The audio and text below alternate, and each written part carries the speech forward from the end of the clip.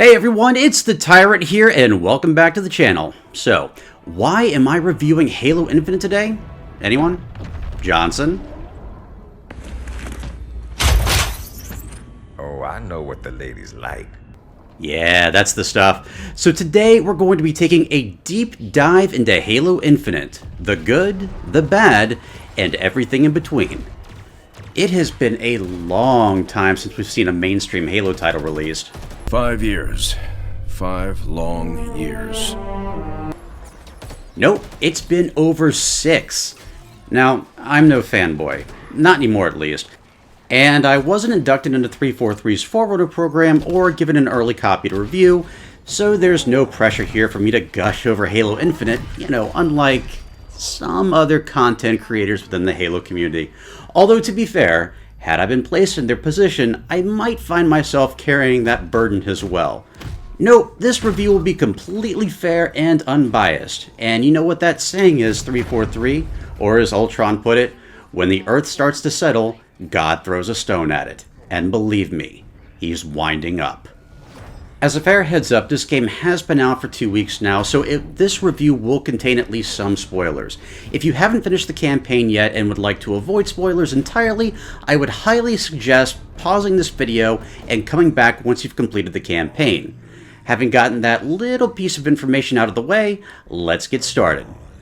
Halo Infinite follows the events of Halo 5 Guardians. That atrocity of a storyline where Cortana was haplessly resurrected after the events of Halo 4 and sets course to conquer the galaxy.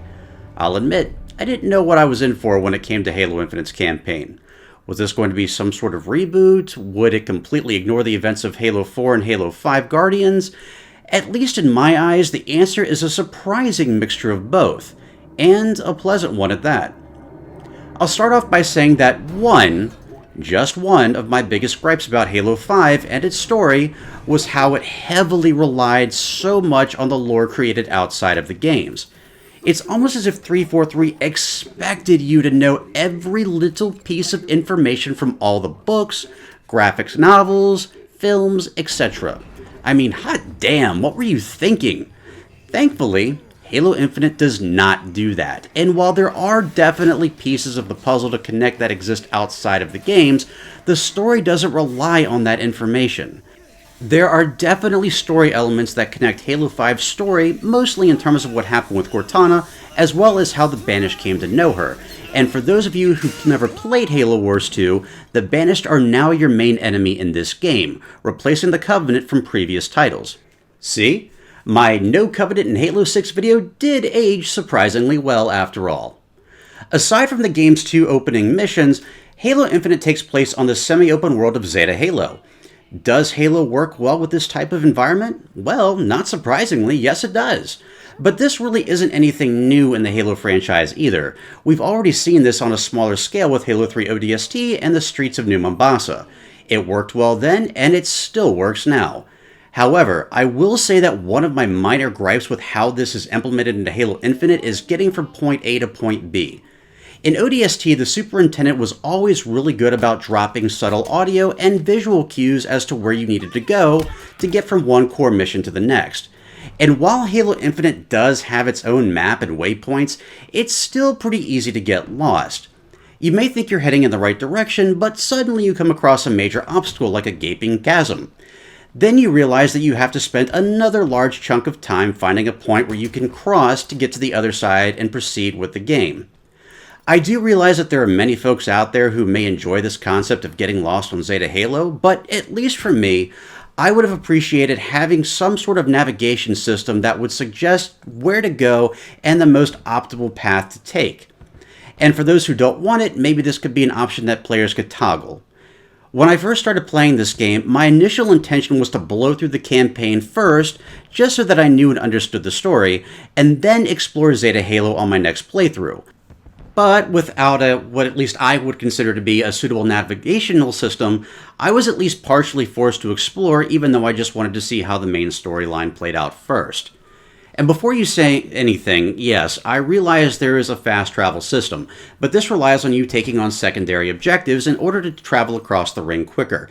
And I just don't think that should be defined as a prerequisite just to be able to complete the missions in a timely manner. Again, a navigation system that the player could toggle would definitely help, especially since Halo Infinite is currently on a 10-year plan, according to 343 Industries, and I'm sure that the playable space on Zeta Halo is only going to continue to get larger over time. The missions themselves, on the other hand, are quite a bit of fun when I know where I'm going. This really is the first time I've seen both brutes and elites fight side by side. Granted, there was a very small segment in Halo Reach on the mission The Package, where if you took long enough to kill some of the enemies near the end, you might see brutes come into play while the elites were still on the field. But other than that, they've always been treated as separate entities. In Halo Infinite, not only do they fight side by side, but they work surprisingly well together, and both truly feel like a different type of enemy compared to the previous Halo titles. The grunts in this game are absolutely both adorable and hilarious. They may very well be my favorite implementation of them in any Halo title. Even the jackals have a few surprising zingers. Never thought I'd say that. I do see some people complaining about the hunters being a bit overpowered, but really, they're not once you understand how they work. Basically, they seem to be a combination of the hunters from Halo Combat Evolved, in the sense that their primary weapon arcs like a mortar cannon, Halo 5 with their secondary weapon, and Halo 4 in the way that you can quote-unquote dance with them. That last one is key in order to defeat them, or as Sergeant Johnson would say, "We've all run the simulations. They're tough, but they ain't invincible." Now let's talk about the boss encounters. Quite frankly, I actually enjoy them. At least they're not the universe-breaking boss fights that we saw way back in Halo 2. I do see a lot of people still dishing out a lot of hate towards the Warden Eternal from Halo 5, calling him a bullet sponge, but really he wasn't. He did have weak spots, and with the white weaponry, he could be cut down fairly easily. No, really. I even have a video on my channel that walks you through how to take down the triple wardens on the mission The Breaking without any skips on Legendary in roughly a minute. Hey, what's up guys and gals, it's the Tyrant here, and this past Friday I posted my Legendary walkthrough for the Halo 5 Guardians mission The Breaking. At the end of the mission, I showed people how to skip the final battle with the triple wardens, and people were not happy. They wanted to see me fight this out on Legendary, so today that's exactly what I'm going to do. I'm going to show you how to beat this battle full on Legendary without skipping it. Going into it, you want to make sure that all of your allies have incineration cannons. You can find these throughout the mission from Fallen Knights as well as Promethean crates. You want to make sure you pick up one for yourself along with a binary rifle. You can pick these up from the Fallen snipers from the previous battle. Your base strategy here is to target one warden at a time. The first one to become active is the far one on the left. And from there, here's your base strategy. Like I said, target one at a time. Use the incineration cannon for any frontward attacks, and then once they're turned around, use the binary rifle against their black hole spots. That's all there is to it. That's simple. Just like the hunters in Halo Infinite, it can be done. You just need to know how. So, what about the bosses themselves in Halo Infinite? How do they measure up in comparison? I keep hearing from earlier reviews from some of my colleagues that they're not just bullet sponges and they actually take specific tactics to defeat. I mean, I guess that's partially true, at least with most of them. But aside from just working down their shields and health, really the only other strategies I came across were either setting up a bunch of fusion coils ahead of time to completely blow them away, or grappling to a position where the bosses with non-ranged weapons couldn't reach me. I still think they're a great inclusion to the game, and I enjoyed fighting, well, at least most of them. But I have to tell you, those cloaked elites and Bassus, with his super lunge coupled with his gravity hammer, definitely got under my skin a little. The art design and overall graphics are extremely impressive. I wasn't personally one to heavily criticize the art direction in Halo 4 and Halo 5, unlike some of my colleagues, but I certainly appreciate the integration of the art design from both older and newer Halo games. At the very least, I don't feel like anyone has been left out regardless of when you hopped on board the Halo train. The day and night cycles are also a very nice touch to Zeta Halo's semi-open world experience. There haven't been very many night-based missions within the Halo franchise, and it's nice to see the concept reappearing here in the latest Halo installment. I'm still a bit in the mix on both the weapon and vehicle sandboxes though. For those of you who've watched my previous Halo reviews, you'll know that I'm not a fan of the duplicate weapon concept. Basically the idea of having alien equivalents to all the human weapons. Personally, I prefer the Halo Combat Evolved route where each individual weapon felt unique and different, and each weapon could excel in different scenarios, especially on higher difficulty settings. This concept was seemingly abandoned in Halo 2, somewhat rectified in Halo Reach, but then reverted back until now with Halo Infinite. For the record, I'm glad many of the so-called replica weapons were removed in favor of weapons more unique to the sandbox. That said, some of the lesser pistol-based weapons still feel very familiar, while some of the newly introduced concepts feel like they really don't have a specific niche in the sandbox. The Ravager being a classic example of this. Sometimes it feels like weapons were just, placed there to feel different but really weren't given a proper reasoning or advantage for actually being present. And at the end of the day, at least in terms of the campaign, I feel like the only real need to pick up some of these weapons at least, is simply because you don't have any of your usual go-to weapons available at the time. As far as the vehicles go, I was personally very disappointed to see the Mantis removed. It's definitely my favorite vehicle in the Halo franchise, particularly the Hannibal Mantis from Halo 5, and I was so sad to see his exclusion from the game. Who knows, maybe they'll add it back in some later update. Apart from that, the vehicles feel fairly useless when it comes to traversing Zeta Halo itself. Like with Halo 5, Halo Infinite seems to rely heavily on vertical combat just like it does horizontal. Oftentimes it feels almost easier just to grapple from one location to the next, and with vehicles seemingly having so little health compared to previous titles, there doesn't seem to be much of a reason to use them in campaign. The one exception to this may pertain to flying vehicles, but in order to gain access to one of them, you need to either hijack a Banshee, or you'll need to build up enough Valor points to score a Wasp, which involves completing the optional secondary objectives. I want to touch on Lazo difficulty for a moment in this game. Legendary all skulls on. Traditionally, I've referred to this as Mythic difficulty, and some of you out there still might. But it has most definitely been cheesed this time around. With the removal of both the Iron and Tilt skulls and the inclusion of Bandana, this is certainly not the traditional Mythic experience, and quite frankly, this makes much of the game a complete pushover regardless of difficulty setting.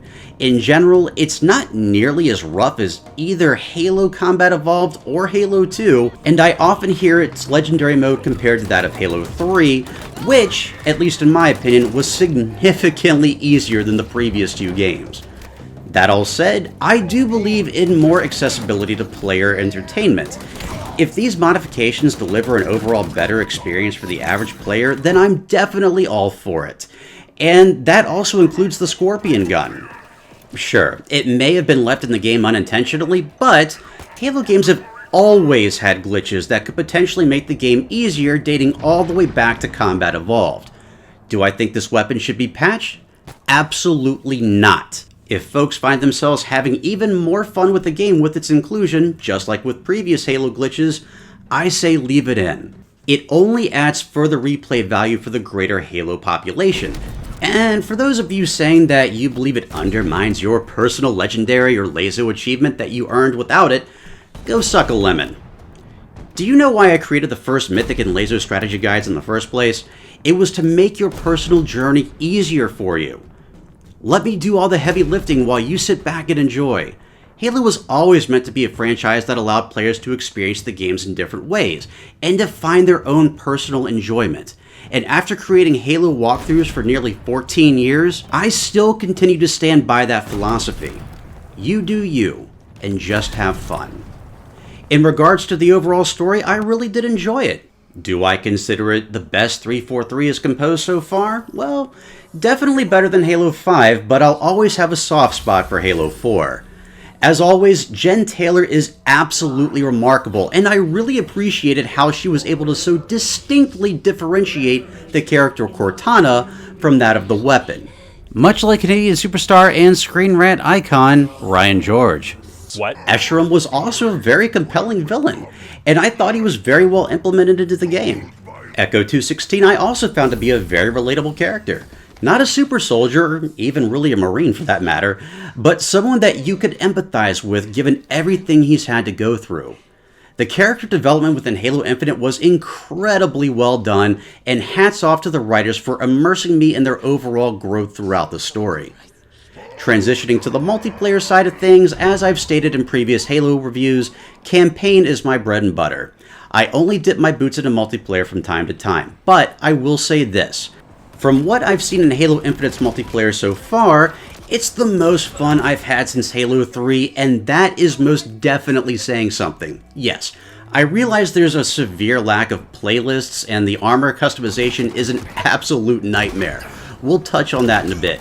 But for now, I really enjoy the majority of the overall mechanics, map designs, and combat. I also appreciate that it's free to play across multiple platforms, which will further increase the player population. Yes, I realize that cheating can be an issue with PC players, but if Bungie could smack these a-holes down back in the days of Halo 2, I have no doubt in my mind that 343 can do it now with Halo Infinite. It may be frustrating for the moment, but it will be fixed. That I can tell you. However, as a quick side note, I would personally love to see game modes like Infection and Griffball added in as permanent playlists down the road. Unfortunately, we now need to address some of the more negative aspects about the game and its release. To put it bluntly, it repeated the same mistake that was made back in Halo 5 in terms of a stripped-down, bare-bones launch. All you have currently is campaign and a severely limited number of multiplayer playlists. 343, listen to me. It's been 6 years since the last major Halo title hit the marketplace. Why so little content at launch?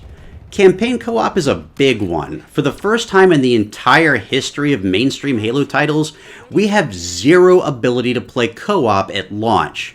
Now, to a point, I get it. You're experimenting with the semi-open world of Zeta Halo, but this isn't the first time in a Halo game we've had a semi-open world experience. Remember Halo 3 ODST in the streets of New Mombasa? You should, I just mentioned it earlier in this review. And while I realize that Zeta Halo is much bigger and includes side objectives, I'm still surprised this wasn't a higher priority. In addition, the ability to select individual core campaign missions is also missing, something I never thought I'd have to ask for, meaning unless you utilize one of the finite save slots, you'll need to start the game over to complete missions again, gather collectibles, and so on. And finally, in 2021, Campaign Theater Mode is still absent from the game. This, sadly, seems to be a feature that ended with Bungie's final Halo title, Halo Reach. Not a single 343 Halo game has granted us Campaign Theater Mode, which is something both myself as well as my friends have greatly enjoyed dating all the way back to Halo 3. I miss this immensely, and I truly hope this can be added in at a later time.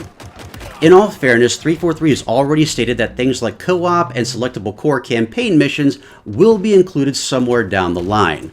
This along with Forge, additional multiplayer playlists, and more. But I do believe that it's time to remind 343 that Halo, while it still may very well be near the top of the FPS food chain, isn't the only player in town anymore. Gone are the days where players may buy a game and stick with it for a few months, if not for years at a time. Competition is fierce in the gaming world, and if you can't stick that initial first impression, you might not just lose the battle, but you might also lose the war. I won't talk much about the microtransactions since I don't typically pay much attention to them in any game, at least not nowadays, but I will say that the prices for some of the simplest things are an absolute abomination. I mean, just why? And player customization is by far the worst I've ever seen in a Halo game. Gone are the days where I could simply toggle the Xbox joystick to select a variety of different colors for my personal Spartan. Now, you have to have all this convoluted, incompatible bull like Spartan cores, sets, and packages. All I want is my shiny, bright white ODST armor with a blue visor. Is that really so much to ask? I know it sounds like I'm being a little hard on the game, but the reality of it is I'm tough because I care. I love Halo. I've loved Halo for 20 years. I've enjoyed both the Bungie Halo games as well as the 343 Halo games. I think they all have their strengths and weaknesses, but at the end of the day, I still consider Halo to be a pack leader and innovator. Halo Infinite is a clear sign that 343 has been listening closely to community feedback, and I admire them for that. I hope they continue on that path. And even with my harsh criticisms, I've greatly enjoyed my experience with Halo Infinite so far, and I anticipate even more memorable experiences to occur down the road. Granted, I don't think there's been a lot of stiff competition this year, but because of the overall positive experience with Halo Infinite, I will say that Halo Infinite is officially my game of the year. So, many of you know that I have a video out there where I've ranked all the major Halo titles, whether you agree with my list or not. I'll post a link in the description below in case you haven't seen it. But how does Halo Infinite rank among them? Well, I can tell you that even after only 2 weeks of playing, I do enjoy the game even more than Halo 4 and Halo 5. I truly believe this is 343's greatest Halo accomplishment yet. And as much as I hate to admit this, for the first time since 2007, I think I may have finally even found a Halo game I enjoy more than the original Halo Combat Evolved. But how does it stand against by far my favorite Halo game of all time, Halo 3? To be honest, in Halo Infinite's current state, I think it's too early to tell. The game simply isn't finished yet, and there's still much more to come. Hopefully they'll add things like co-op and selectable campaign missions, campaign theater, additional multiplayer lists, and more sooner rather than later, if at all. Until then, I feel like it's too soon to tell exactly where it ranks on my overall Halo list. But I can promise you, I will revisit Halo Infinite once again once I feel the game has had all of its core components included.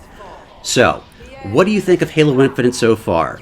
Are you having a blast? Is it your favorite Halo title? If not, where does it rank on your personal Halo list? I'd love to hear your thoughts and opinions in the comment section below, and I'd like to take a moment to thank each and every one of you for taking the time out of your busy day to sit down and watch this video. I really do hope you enjoyed it, and if you did, I hope you consider subscribing for more great content right here on the channel. I've got quite a bit of Halo Infinite content coming your way, and I truly hope you'll stick around for it. Thank you all so much for watching. I hope you all have an absolutely wonderful and safe holiday season. I'll catch you all right back here next time, and as always, I'm the Tyrant, signing off.